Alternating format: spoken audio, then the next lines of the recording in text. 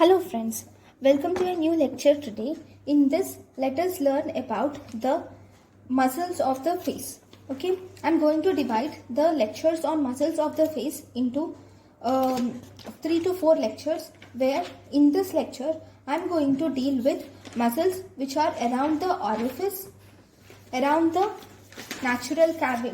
nasal cavity, and around the only I'm going to explain today in this lecture about the muscles which are around the orifice and the muscles which are around the nasal cavity.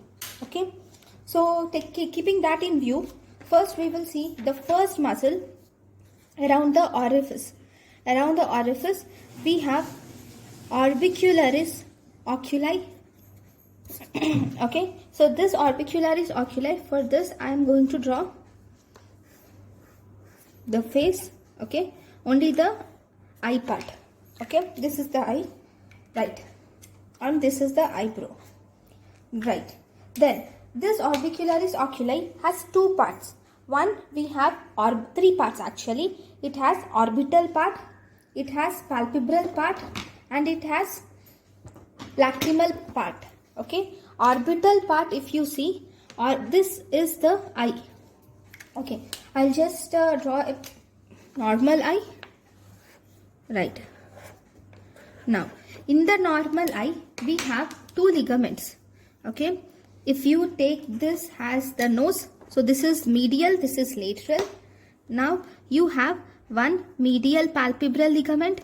This side you will have lateral palpebral ligament. Okay, what are this? This is medial palpebral ligament, lateral palpebral ligament. Now, if you see this medial palpebral ligament, if you see this orbital part originates from the medial palpebral ligament, and then it sweeps over the upper and lower eyelids. Okay, and then it inserts into the lateral palpebral ligament. So it's like this. It originates from the medial palpebral ligament and inserts into the lateral palpebral ligament. So what are the action of this? It helps us to close the eyelids. So this part where the orbicularis oculi goes from medial palpebral ligament to lateral palpebral ligament, this is called as palpebral part, because it is going from medial palpebral ligament to lateral palpebral ligament. Then, so in the palpebral part, it originates from the medial palpebral ligament, sweeps laterally over the upper and lower eyelid, and it gets inserted into the lateral palpebral ligament. This will help in closing the eyelids gently. Then we have orbital part.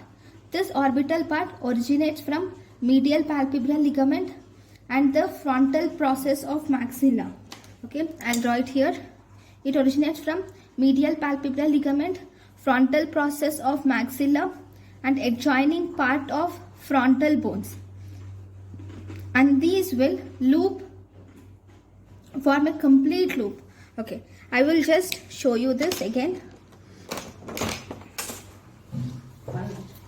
Yeah.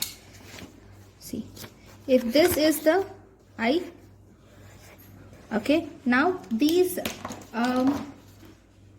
fibers will arise from the medial palpebral ligament and the frontal process of maxilla and adjoining part of the frontal bone, and they form a complete loop around the orbital margin. Okay, they form a complete loop around the orbital margin and get inserted into the medial palpebral ligament. This helps in closing the eyes tightly and protect the eyes from intense tight. Okay, next we also have lacrimal part. The lacrimal part originates from posterior lacrimal sac. So there is a lacrimal sac here laterally. So it originates from the posterior lacrimal sac, and then it passes laterally I'm sorry, this is lacrimal gland. So this is the lacrimal gland which you see. We have lacrimal. Okay, I'll just briefly give you an introduction of lacrimal apparatus also. This is the lacrimal gland, and we have two superior canaliculi and inferior canaliculi. Both these canaliculi will combine to form the lacrimal sac, which will result in nasolacrimal duct, which will open into the inferior meatus. Now this lacrimal part will originate from the posterior lacrimal sac, passes laterally. It passes laterally, so it originates from the lacrimal sac and passes laterally in front of tarsal plates of both eyelids and gets inserted into the lateral palpebral raphe. This is lateral palpebral raphe. Okay, this is the lacrimal part.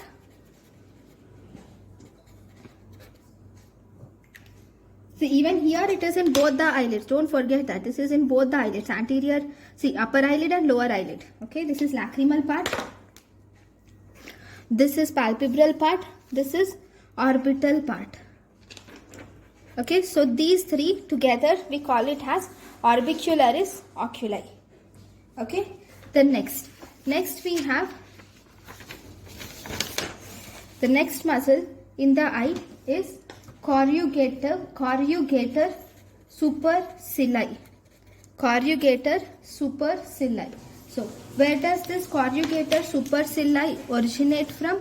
So if this is the eye, okay, this corrugator supercilii, it originates from the, there will be a superciliary arch here. Okay, it originates from the superciliary arch. Okay, there will be superciliary arch. So this corrugator supercilii will originate from the superciliary arch, and it passes laterally and upwards and get inserted into, see here you will have superciliary arch, and these fibers will go laterally and upwards and inserted into the skin of eyebrow in the middle of supraorbital margin. The action of this is it draws the eyebrow medially and downwards, producing vertical wrinkles on the forehead. Examples of this is frowning. Then we have two more muscles in the eye, which are levator palpebrae superioris. We have levator palpebrae superioris, which we will learn in section of eye, and we have frontalis, which we have already learned. So these are the muscles around the eye. Thank you guys for watching my lecture. Thank you.